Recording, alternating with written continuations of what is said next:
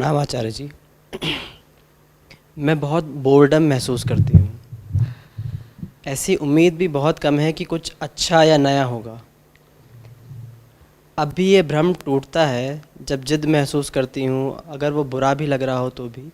लेकिन फिर भी पुरानी मानसिक तल पर चली जाती हूँ और वो एहसास सिर्फ स्मरण में ही रहता है। वो एहसास कैसे बना रहे हमेशा। ठीक है, क्या कह रहे हो? मतलब एक तो ऐसी उम्मीद नहीं रहती है कि अभी कुछ अच्छा होगा या फिर कुछ नया होगा, अभी जो चल रहा है उससे अलग कुछ हो सकता है। लेकिन जब भी कुछ अचानक से घटता है, चाहे वो बुरा भी हो या फिर अच्छा भी हो, लेकिन कुछ अलग से घटता है तो फिर उस मोमेंट में लगता है कि हाँ, कुछ तो हम थोड़ा ज़िंदा टाइप फील, मतलब ऐसा महसूस होता है। और खोल के बताओ क्या बोल रहे हो अभी, क्या मतलब कर रहे हो? अभी मैं मास्टर्स कर रही हूँ, सेकेंड ईयर में। हम चेन्नई में आए। आईआईटी? हाँ, आईआईटी चेन्नई। चेन्नई। ठीक है। तो मतलब एकदम ऐसे मैकेनिकल हो गया, उसमें कुछ नया नहीं लगता। अम, मतलब कुछ भी अगर थोड़ा सा बुरा बुरा इन द सेंस, अभी मेरा थोड़ा एक्सीडेंट हो गया था, तो उस मोमेंट में मैं फिर से, मतलब मुझे कम्प्लीटली ब्लैंक होकर उस मोमेंट में आ गई थी। मतलब प्रेजेंट मोमेंट में ऐसे आ गई थी और मुझे नहीं लग रहा था कि, मतलब वो नाउम्मीद एक बनी रहती है हमेशा, वो गायब हो गई थी उस मोमेंट में। नाउम्मीदी किस चीज़ को लेकर के? कि आईआईटी कुछ चेन्नई चेंज नहीं, में नहीं आईआईटी पढ़ाई कर नहीं। रहे हो हाँ। तो पढ़ाई में काफ़ी वक्त हाँ। जाता होगा। और कुछ बातें मैंने पहले बताई थी करने के लिए कि ये जी। करनी शुरू करो, जी। वो कर रहे हो? छोड़ दी? रेगुलर नहीं। रेगुलर नहीं हो। उम्मीद किस चीज़ की है जिसको लेके नाउम्मीदी है? कुछ तो अलग हो। क्या चाहिए? और जो चाहिए वो चाहने का वक्त कैसे मिलता है? आईआईटी का शेड्यूल इतना सारा खाली समय तो छोड़ता नहीं कि जी। उसमें बैठ के आदमी सपने विचारे। हम्म, पढ़ाई का क्या हाल चाल है? चल रही है वैसे। कैसी चल रही है? पहले जितना मैं फोकस नहीं कर पा रही हूँ, जितना मैं बीटेक में करती थी, अभी मुझसे नहीं हो रहा है इतना। और जो काम मैंने बताए थे उसमें रेगुलर नहीं हो, तो पढ़ाई में फोकस नहीं है। और जो मैंने रीडिंग बताई थी और आर्ट्स बताई थी और स्पोर्ट्स बताए थे उसमें रेगुलर नहीं हो। उधर फोकस नहीं है, इधर रेगुलरिटी नहीं है। तो कुल मिला जुला के क्या बच गया? बहुत सारा खाली समय। और उस खाली समय में क्या पक रहा है? बोरियत और नाउम्मीदी। ये अच्छी बात है कि अभी तक उसमें सिर्फ बोरियत और नाउम्मीदी पक रही है। बहुत दिनों तक नाउम्मीद नहीं रहोगे। मालूम है क्या करोगे? उस खाली समय को भरने के लिए कहीं से कचरा ले आओगे। और वो कचरा ऐसा होगा जो उम्मीद देता होगा, उम्मीद का वादा करता होगा। और उस कचरे से अपने खाली समय को भर लोगे जयराम जी की। उसके बाद आचार्य जी भी नहीं होंगे सवाल पूछने के लिए।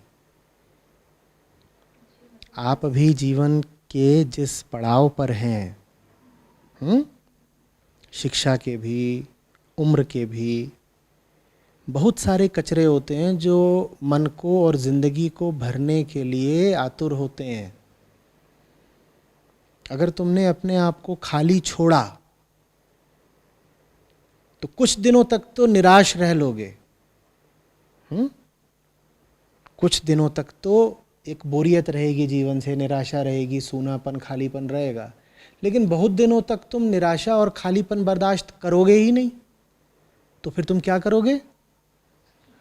तुम जा करके किसी हैंडसम कचरे को आमंत्रित कर लाओगे और वो तुम्हारी जिंदगी के सूनेपन को और निराशा को बिल्कुल उम्मीद से भर देगा। बहुत पुरानी कहानी है, ये आज की नहीं है, ये लाखों साल पुरानी कहानी है। सबकी जिंदगियां ऐसे ही भरी जाती हैं। अभी तो फिर भी ठीक है, जिस दिन कैंपस से पास आउट हो जाओगे और मान लो किसी जॉब में चले गए, तो कैंपस में तो फिर भी ठीक था, बहुत बड़ा कैंपस है और फैसिलिटीज़ हैं और साथ के लोग हैं। जब जॉब वगैरह पे जाते हो तो वहाँ और सूनापन लगता है, ख़ास तौर पे जो लोग कैंपस से निकल के जॉब में जाते हैं और पहली जॉब में जाते हैं तो परेशान हो जाते हैं। और हिंदुस्तान है, हिंदुस्तानी लड़की तो और ज़्यादा परेशान हो जाती है। और ज़्यादा परेशानी बढ़ जाती है जब पता चले कि सिर्फ हम ही निराश बच रहे हैं, बाकी सबको आशाएं मिलती जा रही हैं एक एक करके, शहनाइयाँ बजती जा रही हैं, कुछ ये हो रहा है, कुछ वो हो रहा है। फिर जल्दी से हम भी कोई ढूंढ लाते हैं आशा देने के लिए। इसलिए जब पिछली बार बात हुई थी तो मैंने कहा था कि अपने आप को खाली मत छोड़ना, सुंदर से सुंदर और ऊंचे से ऊंचे तरीके से अपनी ज़िंदगी को भर लो। म्यूज़िक सीखो, स्पोर्ट्स में एक्टिव हो जाओ, अपने क्षेत्र में जितना तुमको मिनिमम कंपलसरी काम है उससे आगे जा कर के प्रोजेक्ट्स उठाओ, एक एक क्षण को लाद दो काम से। पर शुरुआत में सब मतलब मैं कर बेटा, आप समझ भी रहे हो कि कौन है जो आपको शुरुआत के बाद रोक रहा है? आप समझ ही नहीं रहे ना। कौन है जो आपका मन किसी भी ढंग के काम में नहीं लगने दे रहा? आप समझ ही नहीं रहे ना। कौन है जो आपको खाली समय इतना दे रहा है? जानते हो कौन है वो? उसी का नाम रानी है। आप अगर महिला हैं तो मैं कहूंगा उसका नाम है रानी। सिंगल सेल्ड रानी है वो। और अगर आप पुरुष हैं तो मैं कहूंगा उसका नाम बादशाह है। वो भी सिंगल सेल्ड बादशाह है। वो अपने मतलब के लिए आपके पूरे मानसिक माहौल को बदले दे रहा है, मैनिपुलेट कर रहा है, और उसका इरादा बस एक है, वो जो सिंगल सेल है वो डबल हो जाए। हमारी ये जो पूरी व्यवस्था है ये नौकर है उस रानी की। उस रानी का क्या नाम है? अंडाणु। और अगर आप पुरुष हैं तो आपकी जो पूरी व्यवस्था है वो नौकर है किसकी? शुक्राणु की।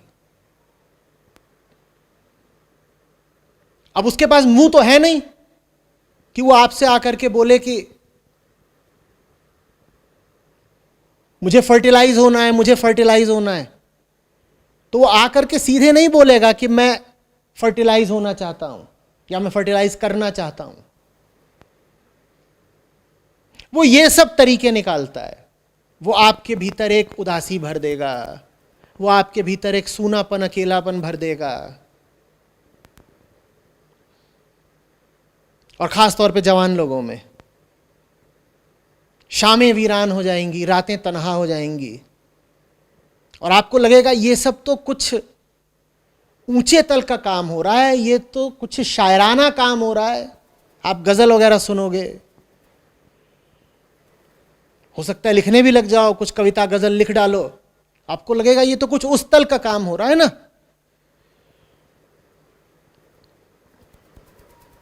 मैं और मेरी तन्हाई अक्सर ये बातें करते हैं। अरे ये तन्हाई का काम नहीं है, ये किसका काम है?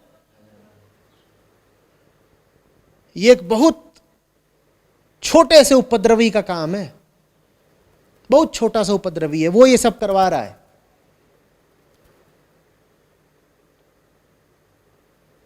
उसी का नाम प्रकृति है। उसका कुल इरादा यह है कि आपका शरीर किसी ऊंचे काम में न लगे, बस बच्चा पैदा करने की मशीन बना रहे। प्रकृति को आपकी पीएचडी में कोई रुचि नहीं है देवी जी। प्रकृति को कोई समस्या नहीं होगी अगर आप अपना एमटेक भी छोड़ दो। आप आईआईटी से आज बाहर निकल जाओ, प्रकृति ताली बजा के हंसेगी, उसे कोई समस्या नहीं है, खुश हो जाएगी। बल्कि प्रकृति माने समझ रहे हो ना, ये जो देह लेके बैठे हो और उस देह के भीतर जो अंडाणु लेकर के बैठे हो, वो चाहते ही यही है कि तुम आईआईटी भी छोड़ दो। प्रकृति के लिए तो बहुत तकलीफ की बात हो जाती है अगर तुम ज्ञान की सेवा में निकल जाओ। और प्रकृति को खास तौर पर तकलीफ होती है जब कोई महिला ज्ञान की दिशा में आगे बढ़ती है।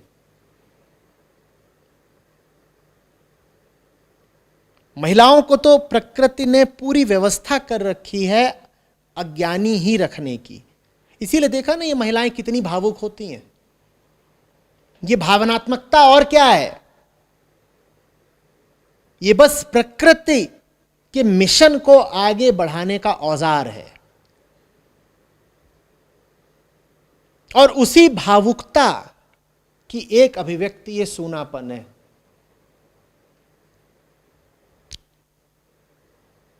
शाम सुनसान है और रातें तन्हा है।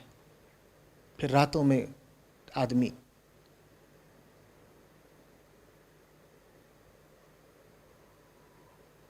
गजल सुनता है और उसमें वो एफएम में भी आ जाते हैं वो दो चार।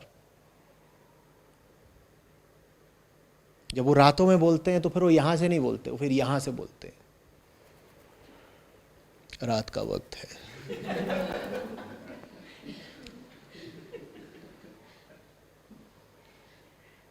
सब तन्हा आशिकों को इस बेबस मुसाफिर का सलाम।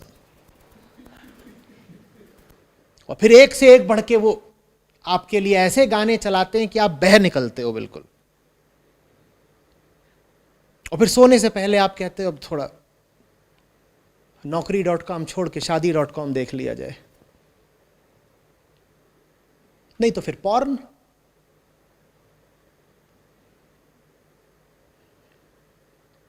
और क्या करोगे?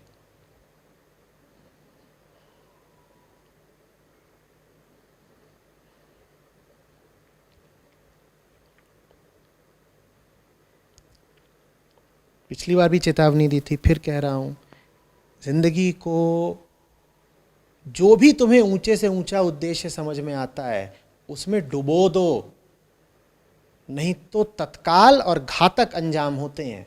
ऐसी राहों पर निकल पड़ते हो कि फिर वापस नहीं लौट पाते।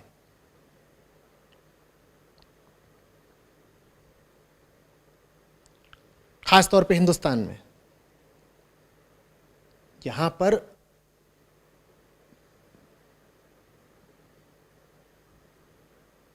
लौटने की गुंजाइश बड़ी कम होती है। गलतियां अगर कर दी जवानी में तो उम्र भर के लिए हो जाती हैं। और सब गलतियां शुरू यहीं से होती हैं जहां पे आप बैठे हो अभी।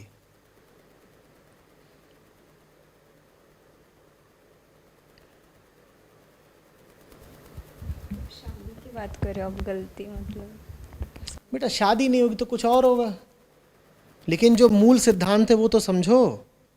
क्यों कोई मुंह चुराता है ऊंचे साहित्य से? दुनिया में जो ऊंचे से ऊंचे लोग हुए हैं वो आज सिर्फ किस रूप में उपलब्ध हैं आपको? किताबों के रूप में उपलब्ध है ना। मैं आपको बोलकर गया कि आप ऊंचे से ऊंचा साहित्य पढ़ो। वो ऊंचा लिटरेचर पढ़ने का मतलब होता है उन सब लोगों के साथ बैठना जो मानवता के हीरे मोती हैं, उनकी संगति करना। अब सोचो, अगर तुमको उनकी संगति पसंद नहीं आ रही है, उसमें मन नहीं लग रहा है, तो निश्चित रूप से किसी और की संगति चाहिए ना। दिख नहीं रहा? बोलो।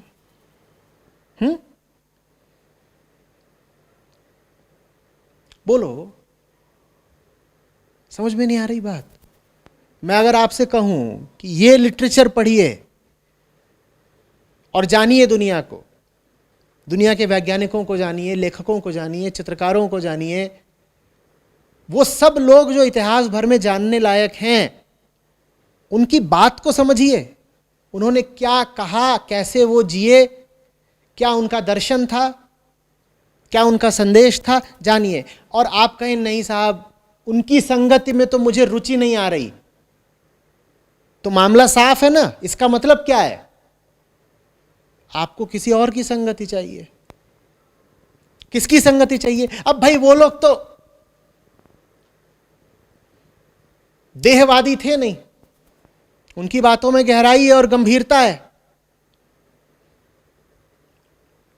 चाहे आइंस्टीन हो, चाहे रमण महर्षि हो, वहां आपको मनोरंजन तो मिलेगा नहीं, तो वहां फिर अच्छा नहीं लगता।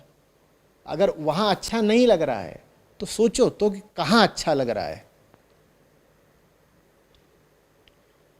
कोई ना कोई मिल जाएगा जल्दी ही अच्छा लगाने वाला।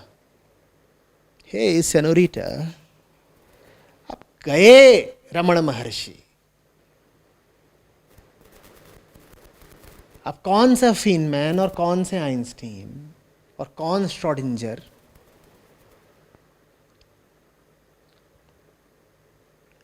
अब तो यही लगेगा कि चलो वीकेंड आ गया, आज एक और नई जगह घूम के आते हैं, आज संडे है, आज पूरा दिन तुम्हारे साथ बिताऊंगी जानू। आप कहोगे आचार्य जी मेरी जिंदगी में ना कोई बॉयफ्रेंड ना कोई लड़का, आप ये कहानी को किस दिशा में खींचे लिए जा रहे हो? बेटा मैं कहानी को उसी दिशा में खींचे लिए जा रहा हूं जिस दिशा में वो कहानी लाखों सालों से बह रही है, और तुम उस कहानी का अपवाद नहीं हो सकती। तो हो सकता है आज तुम्हारे जीवन में कोई लड़का ना हो, पर ये जो सारी तैयारी चल रही है ये उसी चीज की चल रही है। ये भी हो सकता है कि तुम्हारे मन में किसी लड़के इत्यादि का अभी कोई विचार ना आता हो, लेकिन निचले तल पर, विचार नहीं वृत्ति के तल पर, सबकॉन्शियसली ये जो पूरी तैयारी चल रही है सिर्फ उसी चीज की चल रही है, क्योंकि प्रकृति और कुछ चाहती ही नहीं है एक जवान लड़की से, और तुम जो कुछ कर रही हो उसका कुल नतीजा भी वही है। तो मेरी बात को इतनी आसानी से खारिज मत कर देना कि ये तो यूं ही तुक्के मार रहे थे या बेसिर पैर की बातें कर रहे थे। मैं बेसिर पैर की बातें नहीं कर रहा हूं। तुमको अभी सिर्फ अपना सूनापन दिखाई दे रहा है, मुझे यह भी दिखाई दे रहा है कि तुम्हारा यह सूनापन क्यों है और इसे कौन भरेगा।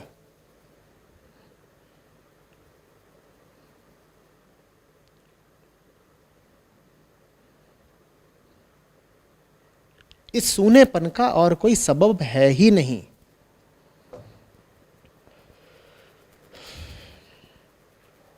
ये जो विस्टफुलनेस होती है ना,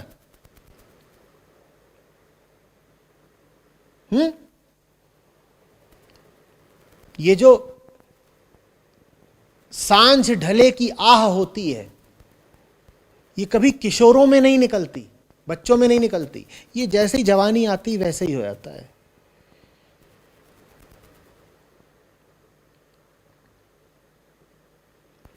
आपको पता ही नहीं चलता आप क्यों गमगीन हो, बस यूं ही उदास हैं। वो यूं ही की नहीं उदासी है, समझो। दोहरा रहा हूं, तिहरा रहा हूं, क्योंकि जरूरत है। वो उदासी यूं ही नहीं है, वो उदासी तुमसे बस एक काम कराना चाहती है। जो लोग अकेलेपन के रोगी हो कि हम अकेले नहीं रह सकते, अकेले नहीं रह सकते, वो साफ समझ लें कि कौन है वो जो अकेला नहीं रह सकता। वही अंडा, उसका तो काम ही अकेले न रहना, उसको दुकेला चाहिए। लोनलीनेस का मतलब तो समझो, वो कह रही है मुझे अकेला नहीं रहना। अकेला नहीं रहना माने किसके साथ रहना है? रमण महर्षि के साथ तो रहना चाहती नहीं तुम।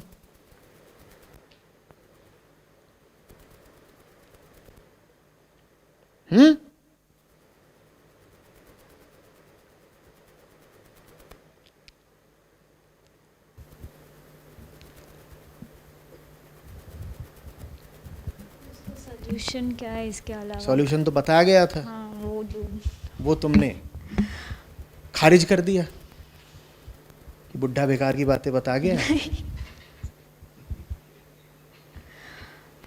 फालतू में टाइम खोटा करता है।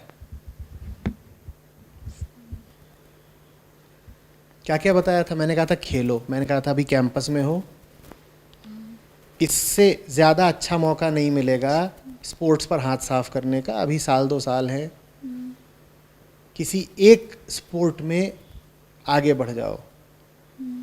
ठीक ठीक याद नहीं है, साल भर पुरानी बात हो गई शायद। स्पोर्ट्स बोला था, कीबोर्ड हाँ म्यूज़िक बोला था, और रीडिंग निश्चित रूप से बोला होगा। नहीं, वीडियोस बोले थे। चलो वीडियोस और बोला था। एक सोशल ग्रुप से जुड़ने बोला था, उससे मैं हाँ, उन्हें एक सोशल कॉज से जुड़ने को बोला था कि किसी बड़े अभियान में सम्मिलित हो जाओ। तो ये 3-4 चीज़ें बोली थी, इसमें से किसी एक में भी डूब गए होते तो काम हो जाता अब तक। जी, मैं सोशल ग्रुप से जुड़ी हुई हूँ। जुड़ना माने ये थोड़ी होता कि हाँ, वहाँ नाम काम लिखा है बस। नहीं नहीं, हाँ। काम करते हैं। तो काम अगर करते होते तो समय लगता काम में, जी, तो खाली समय कैसे है? पूरा टाइम नहीं जाता तो उसमें। पूरा ही देना होता है बेटा। ये जो बचा लेते हो, जो चुरा लेते हो, यही समय तो फिर भारी पड़ता है ना। खाली समय अपने आप को देना ही नहीं चाहिए।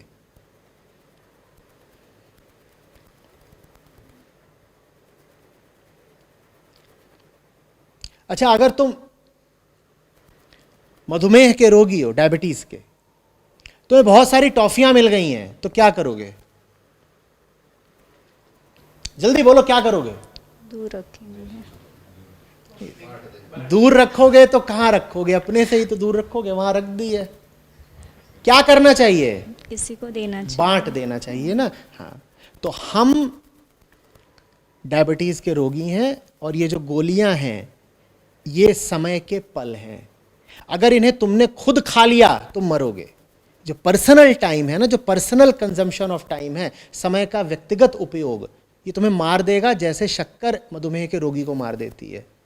समय मिले तत्काल उसे दूसरों में बांट दो। और दूसरों से मेरा मतलब ये नहीं कि बगल के कमरे में घुस गए कि इसको मिठाई बांटने आए हैं, टॉफी। उसे किसी सार्थक काम में लगा दो। समय मिले उसे तत्काल किसी सार्थक काम में लगा दो। एक टॉफी भी तुमने बचा ली, समय का एक पल भी अगर तुमने अपने लिए बचा लिया तो मरोगे। There is no hell except personal time. लेकिन हमें बड़ा अच्छा लगता है, हम बार बार बोलते हैं थोड़ा पर्सनल टाइम मिलना चाहिए ना, थोड़ा पर्सनल टाइम मिलना चाहिए ना। करोगे क्या पर्सनल टाइम का? गौर तो करो, क्या करोगे? जिसको तुम पर्सनल टाइम बोलते हो वही तो जिंदगी का नर्क है। सारे उपद्रव उसी में तो करते हो। आज अपनी जिंदगी के सब झंझटों को देखो और साफ दिखाई देगा कि वो सब के सब पैदा हुए थे तुम्हारे पर्सनल टाइम में। ना होता पर्सनल टाइम, ना होते इतने उपद्रव।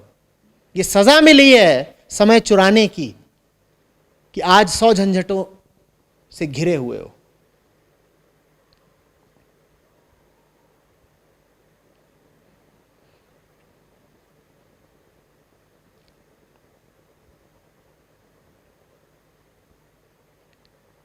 कंटिन्यूस काम कैसे कर सकते हैं, क्योंकि सुबह से काम तो थोड़ी देर के लिए होता है ना, ताकि नहीं। उसके बाद आराम हो और मज़े हो। काम तो है ही इसीलिए ताकि उससे जो प्रॉफिट आए या रिजल्ट आए या पैसा आए, जो परिणाम आए, उसका बाद में कंजम्पशन किया जाए, उपभोग किया जाए।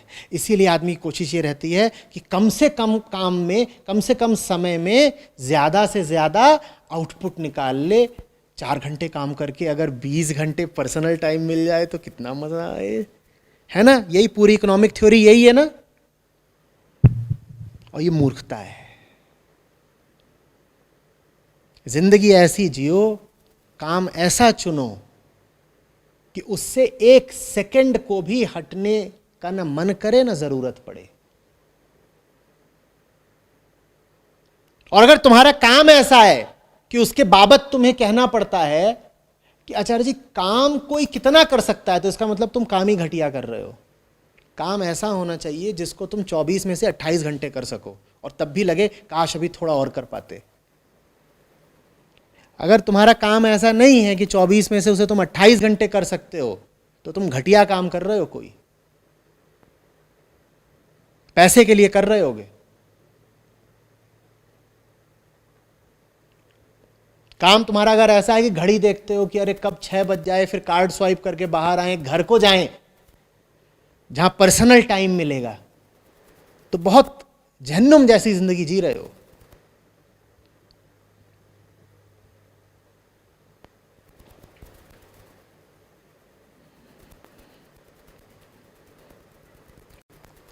वो काम करने का चॉइस भी मेरा ही था, तो पहले से ही रिसर्च लाइन में इंटरेस्ट था। फिर मैंने जब चुना, प्रोजेक्ट भी मेरे मन का ही मिला है, सब कुछ सही है, पर मेरा मन ऐसा ये रहता है, उखड़ा रहता है।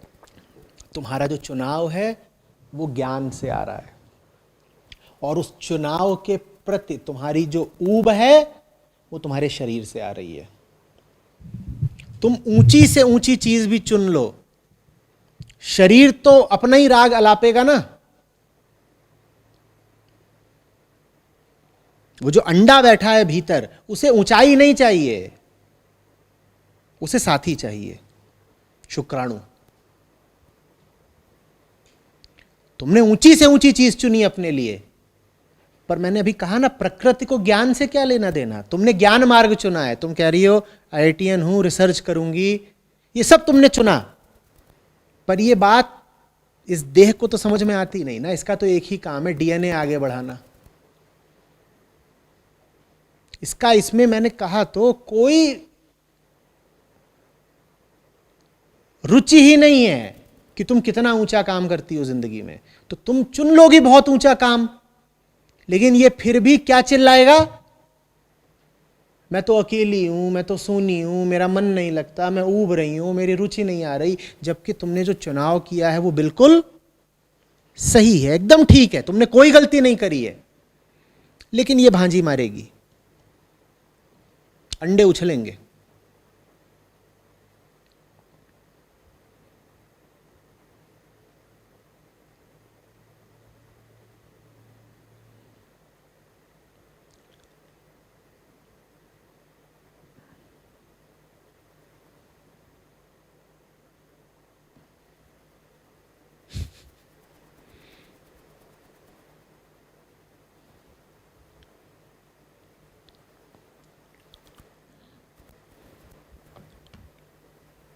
हमेशा फोकस रहना चाहिए। नहीं, छितराया हुआ रहना चाहिए।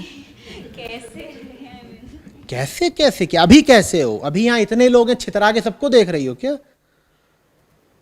अभी हो ना फोकस्ड, तो तुम्हें आता है फोकस्ड रहना। बस जैसे अभी हो वैसे ही सदा रहो, एकनिष्ठ, सत्यनिष्ठ। एक बार जान जाओ क्या चीज सही है, फिर कोई कितना भी ललचाए, रुझाए, डराए, उसकी ओर देखो मत। बस ये है कि तो तुम्हें ललचाता है और डराता है, रुझाता है, वो कोई बाहर वाला नहीं है। वो कौन है? वो अपना ही जिस्म है। वही हमारा सबसे बड़ा दुश्मन है, अपना ही शरीर। तो हम जो अपने सबसे सुंदर और पवित्र निर्णय भी लेते हैं, उनको खराब कौन कर देता है? हमारा ही शरीर।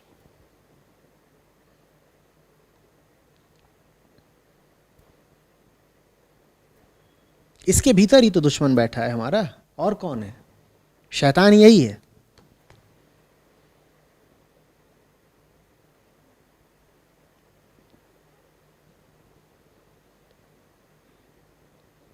हे राम, हे राम, मुझे मुझसे बचा। और क्या प्रार्थना होती है?